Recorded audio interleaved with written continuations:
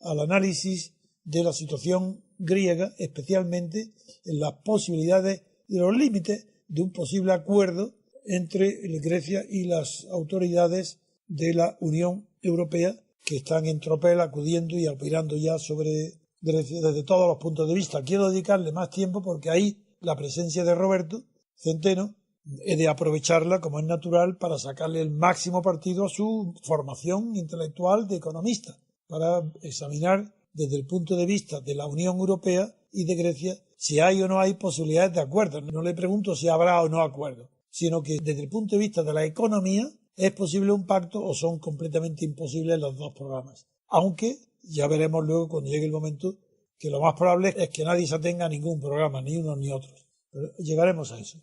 La noticia que tenemos seleccionada para el día de hoy es la situación griega. Nos metemos de lleno en la política y en la economía griega. El Mundo, tan solo a una columna, Grecia amenaza con el veto a las sanciones a Rusia para presionar a la Unión Europea. Y en páginas interiores, en la página 17, nos dice el titular que Tsipras pide tiempo a Bruselas. Preocupan las supuestas relaciones de miembros de su gobierno con ultranacionalistas rusos. Martin Schulz destaca que Atenas no tomará medidas unilaterales. A la relación especial de Grecia con Moscú se añade su enorme deuda con Gazprom. Y El País, en portada, a 3 columnas, mucho más destacado, nos dice que Grecia impide la aprobación de nuevas sanciones a Rusia. La Unión Europea acuerda solo una prórroga de las medidas ya en vigor y no amplía el castigo por la escalada bélica en Ucrania. Y en páginas interiores, El País nos dice: la resistencia de Grecia impide la escalada de sanciones a Rusia. La Unión Europea prorroga las medidas en vigor, pero muestra fisuras para la otra oleada. La relación con Moscú provoca la primera tormenta política en Atenas. El gobierno de Tsipras se muestra contrario a aplicar más represalias. El presidente de la Eurocámara constata la falta de acuerdo con Syriza. Y el ministro heleno consiguió suavizar el lenguaje del comunicado. Los periódicos sobre el asunto de Grecia, que tanto Roberto como yo seguimos atentamente, cada uno desde nuestro punto de vista, hoy muestran claramente una tendencia a ofuscar a la opinión pública europea y a la española, por tanto. No es cierto, ni puede ser cierto, que un gobierno tan débil ante Europa como el nuevo gobierno de Tsipras pueda permitirse el lujo de amenazar a la Unión Europea. Eso no es verdad, porque es imposible. Sería un loco de manicomio si lo hiciera. Sin embargo, el titular de Mundo dice: Grecia amenaza con el veto a las sanciones a Rusia para presionar a la UE. Pues no es verdad. En primer lugar, se sabía de antemano que Tsipras era contrario a las sanciones de Rusia. Yo soy contrario también, porque conozco el origen. ¿Y qué? ¿Eso tiene algo que ver con una posición política de poder? De ninguna manera. Luego es mentira, no hay amenaza. Lo que sí hay, naturalmente, dentro de la propia Unión Europea, no es Tsipras, sino muchísimos otros gobiernos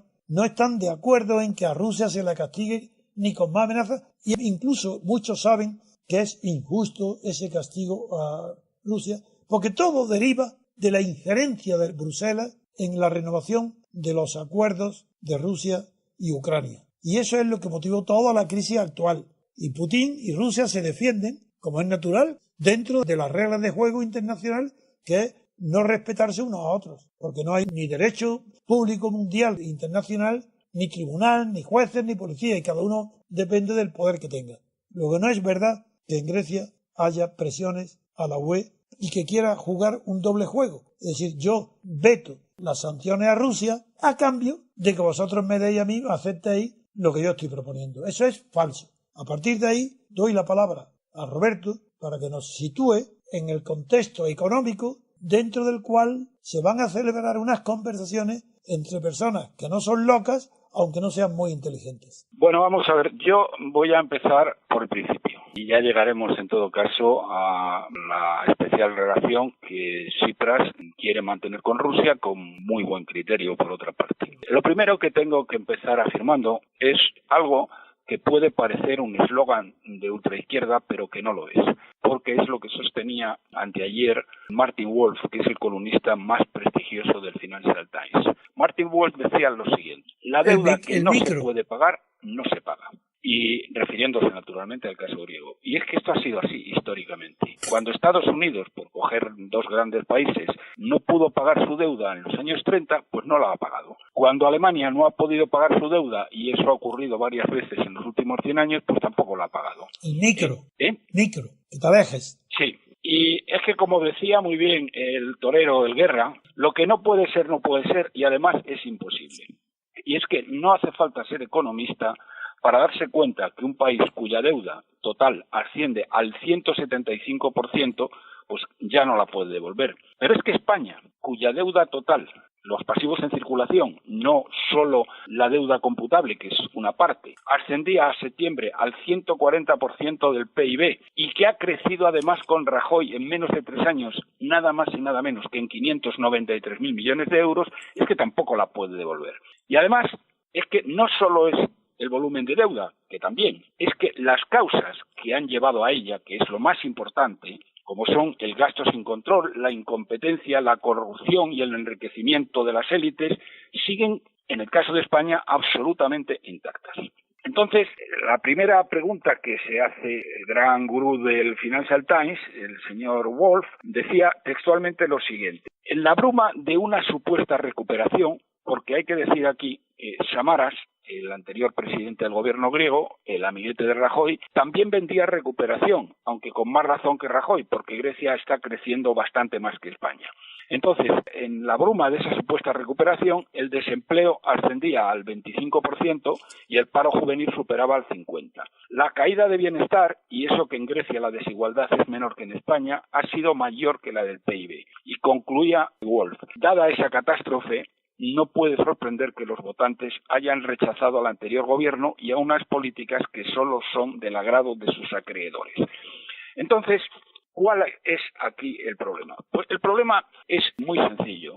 Los acreedores que ahora están clamando por la devolución de lo debido hasta el último euro es que tienen una clara responsabilidad moral de haber realizado préstamos en forma totalmente irresponsable. Han fallado en analizar diligentemente los riesgos que implicaban y a quienes se lo prestaban y por lo tanto merecen lo que les va a suceder. Es decir, que no les paguen todo lo que ellos han prestado. En España aquí el caso es mucho más clamoroso todavía que en Grecia. Es que los masivos préstamos de las cajas alemanas y francesas y holandesas a unas entidades financieras españolas dirigidas por políticos ineptos y venales que han despilfarrado, que han robado, que han engañado sin límite y que en lugar de que se haya hecho lo que en otros países se garantizan los ahorros de los depositantes y los acreedores se quedan con las cajas, se les da la llave y que hagan lo que les dé la gana y que recuperen lo que puedan. ¿Y qué ha hecho el señor Rajoy en España? El señor Rajoy en España lo que ha hecho es lo que no ha hecho nadie: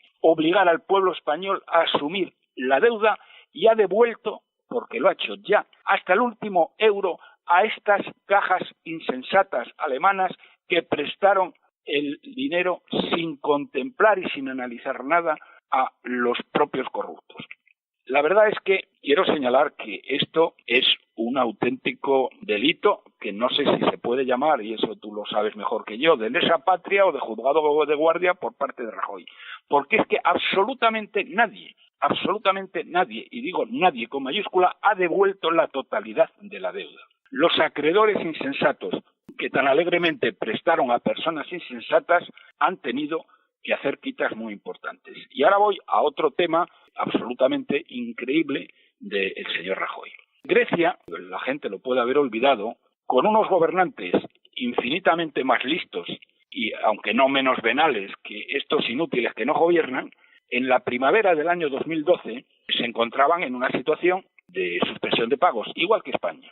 Pero lo que hicieron los griegos y lo que hizo Rajoy no tiene nada que ver.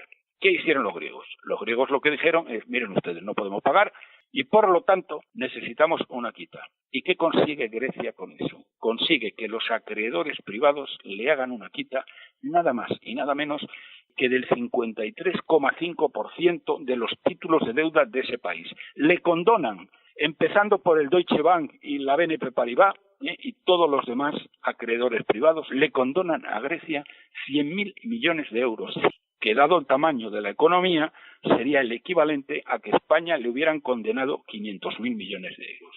¿Y qué hace Mariano y el PP? con España también al borde de la quiebra.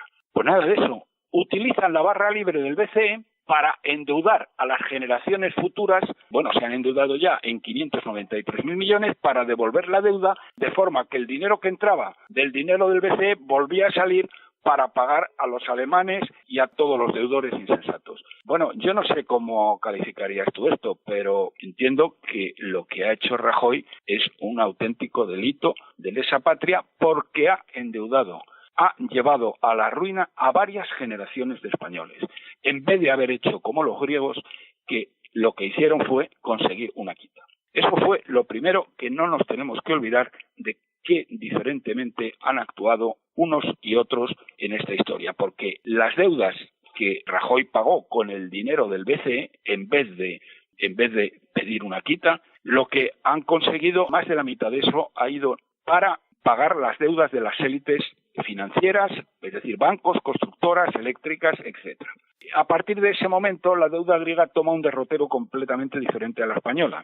¿Qué es lo que ocurre? Que a Grecia, a partir de ese momento, ya no le prestan los privados, no le prestan los bancos privados, no le presta el mercado, para entendernos, o casi. ¿Quién le presta a Grecia? Quien le presta a Grecia son países e instituciones. Concretamente, el gobierno de España, el contador de nubes, le presta 26.000 millones de euros, que es una cifra brutal. Esto significa que un dinero que podemos perder en su totalidad, que cada español vivo, desde los bebés a los militares por graduación, les puede costar la horma de Grecia más de 500 euros a cada uno. Y esto es una salvajada, que el contador de nubes nos explicaría que iba a ser un negocio impresionante el que íbamos a hacer por los intereses que nos iban a pagar los griegos. Bien, la verdad es que Grecia siempre ha estado al borde de la bancarrota, pero siempre se las ha arreglado para salir a flote. En medio, además, de una corrupción institucional y personal que solo es superada por la nuestra. Fíjese otra diferencia tremenda de cómo actuó Grecia y cómo actuó España. Aznar y el delincuente de Rato, que era su vicepresidente económico, un inepto que fue expulsado precisamente por eso, por incompetente, del Fondo Monetario Internacional, donde lo enchufó Aznar gracias a su amigo Bush, nos metió en el euro sin analizar nada, vendiendo las grandes empresas públicas a precios de saldo a la oligarquía nacionalista. En Grecia fueron mucho más listos. Contrataron a Goldman Sachs, que envió a su mejor hombre, Mario Draghi, con un equipo de virtuosos de contabilidad creativa, y no tuvieron que vender nada. Simplemente engañaron con toda una serie de opciones y futuros a la Comisión Europea, que se quería dejar engañar, y entraron sin que tuvieran que vender nada. Y el sector público empresarial griego, que es enorme, que tiene empresas de gas, de electricidad, refinerías, astilleros, puertos, que tiene un valor de 300.000 millones de euros, que es superior al de la deuda, permanece intacto. Siempre se negaron a mal venderla como había hecho el PP. Bueno, y dicho esto, estamos aquí y ahora. ¿Cuáles son las tres alternativas que tiene ahora mismo delante de sí Grecia? Martin Wolf, el editorialista del Financial Times, las llamaba así, a estas tres alternativas: la correcta, la conveniente y la peligrosa. Bien, ¿cuál es la alternativa correcta según Martin Wolf? La correcta sería que Europa ofreciera una quita sustancial de deuda a cambio de reformas, empezando por un recorte drástico del gasto público, de forma que el país no solo no gastase, excepto los intereses de la deuda, más que lo que ingresaba, sino que tuviera un superávit primario. La iniciativa podría ser absolutamente válida también para España, con la única diferencia de que Grecia ya no tiene déficit primario y España todavía lo tiene con un 2,5% más. Es decir, el déficit primario, recuerdo, es la diferencia entre los ingresos y los gastos de las administraciones públicas, excluyendo los intereses de la deuda. Aunque, por cierto, aquí hago un pequeño paréntesis, el ínclito Montoro tiene una manera muy curiosa de medir el déficit primario, para decir que España tampoco tiene déficit primario, lo cual es una falsedad total y absoluta, como todo lo que dicen los miembros de este gobierno de inútiles. Para el ínclito Montoro, el déficit primario es la diferencia entre ingresos y gastos menos los intereses de la deuda y menos la situación que ha producido la crisis. Es decir, que como los ingresos han bajado y los gastos se han mantenido intactos o han subido, pues que si eso no hubiera sido así, pues no tendríamos déficit primario. En fin, para echarse a llorar. Por lo tanto, esto es la primera de las aproximaciones respecto a lo que podría ser la solución de la crisis o del enfrentamiento que hay ahora mismo con Grecia. La segunda sería lo que Martin Wolf llama la conveniente. Esta solución consistiría en extender los plazos de vencimiento de al menos parte de los 240.000 millones recibidos de 210.000 o reducir los intereses de esa deuda. A cambio, Grecia, naturalmente, debería comprometerse a reducir seriamente el gasto, la disparatada revolución burocrática, que es tremenda en Grecia, aunque nada comparada con la de España, donde hay 17 legislaciones diferentes, y a la lucha decidida contra la corrupción política e institucional. Otra forma sería ligar las amortizaciones de la deuda griega al crecimiento del PIB. Y esto sería de un enorme interés para España porque antes o después vamos a seguir el mismo camino.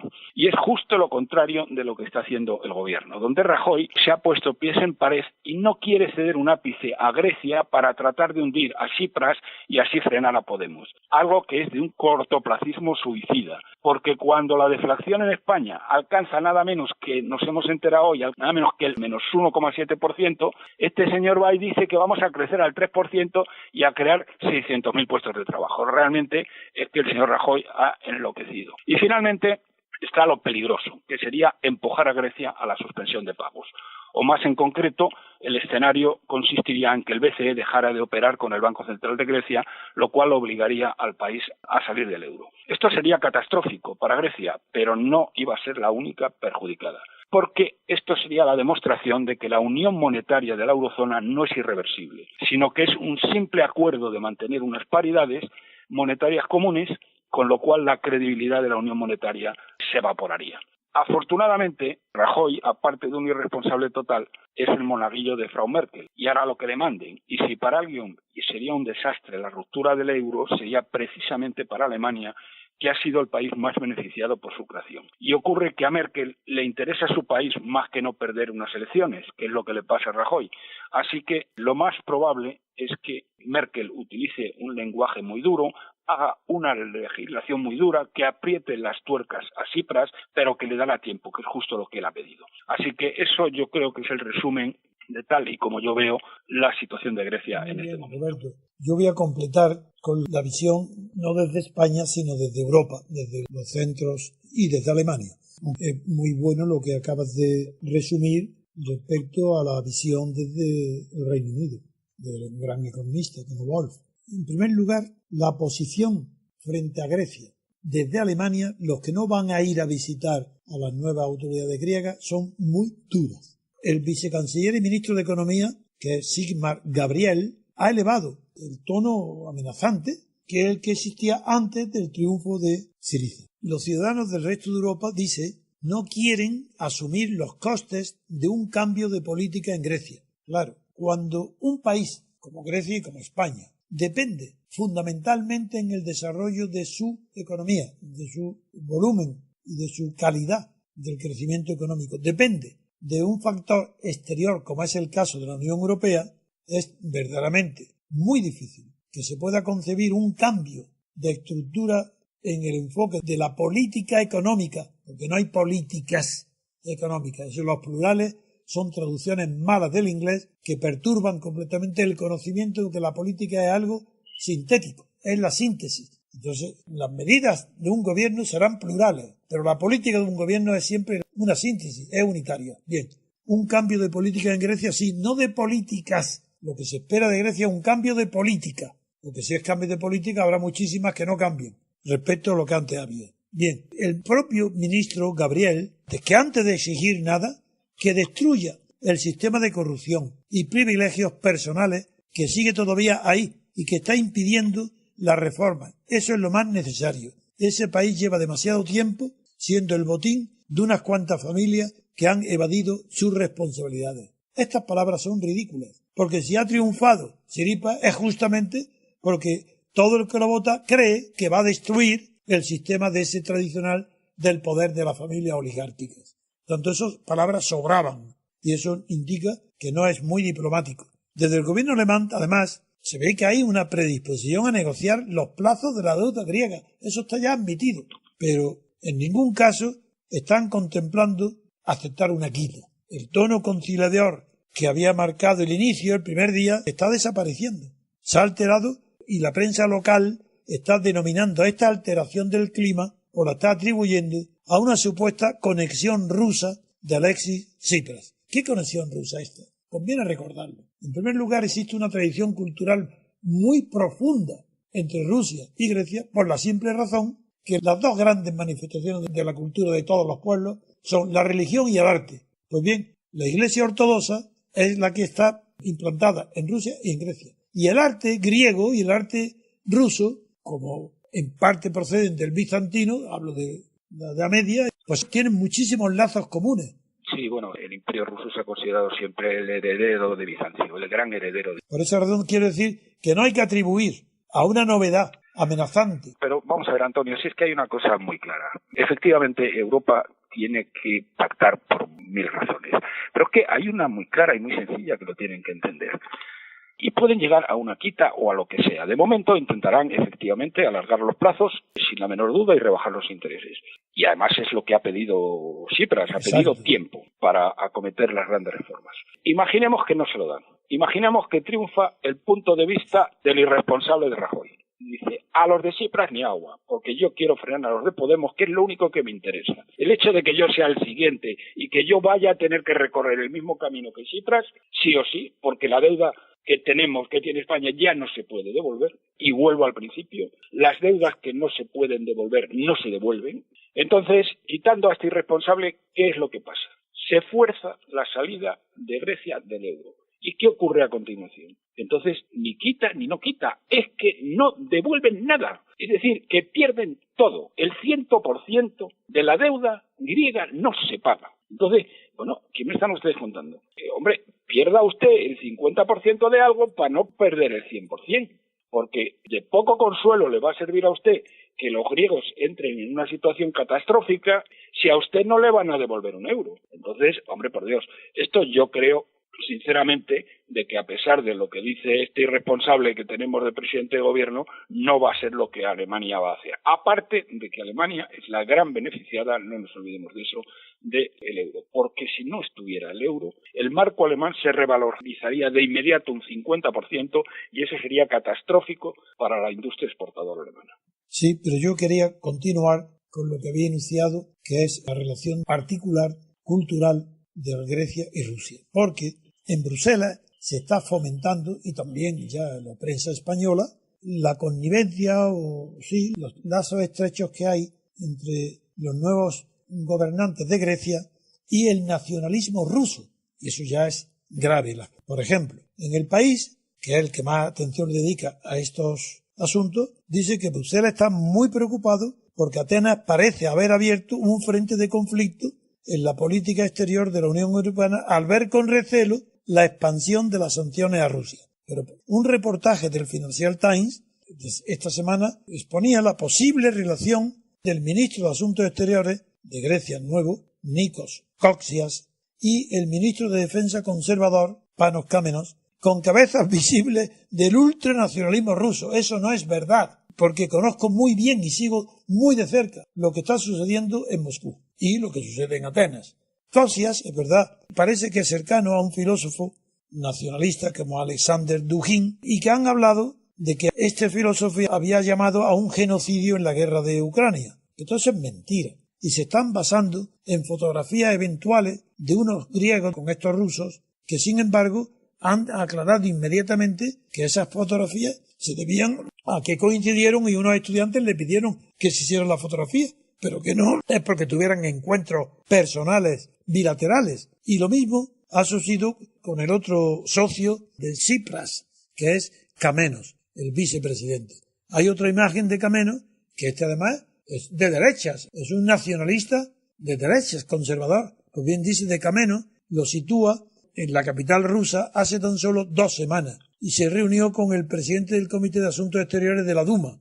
Bueno, el multimillonario ruso Konstantin Malofeyev, que es uno de los incluidos en la lista de sanciones por la UE, tras ser acusado de financiar a los prorrusos en Ucrania. Bueno, todas estas tonterías de fotos sirven para estar presentando ahora, para que el tema más a Syriza y crearle dificultades políticas, ya no bastaban con las económicas, a una supuesta alianza o proximidad entre Putin y el ultranacionalismo ruso, que no existe, que no es verdad. Nada más quería añadir esto como un nuevo dato para complicar aún más la situación en Grecia y para endurecer las posiciones de Bruselas ante Grecia. En fin, por terminar, Antonio, creo que hay margen para la negociación, que será una negociación muy dura, que una cosa serán las palabras y los gestos cara a la opinión pública y otra muy distinta al acuerdo al que se acabe llegando. Pero yo no veo a la ruptura, no veo a Grecia fuera del euro, por dos razones, básicamente.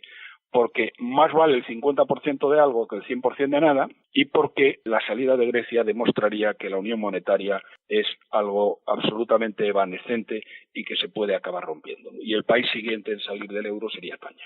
Así que eso es lo que tengo que decir, que no creo, estoy seguro, vamos, que no se producirá una ruptura y se admiten apuestas.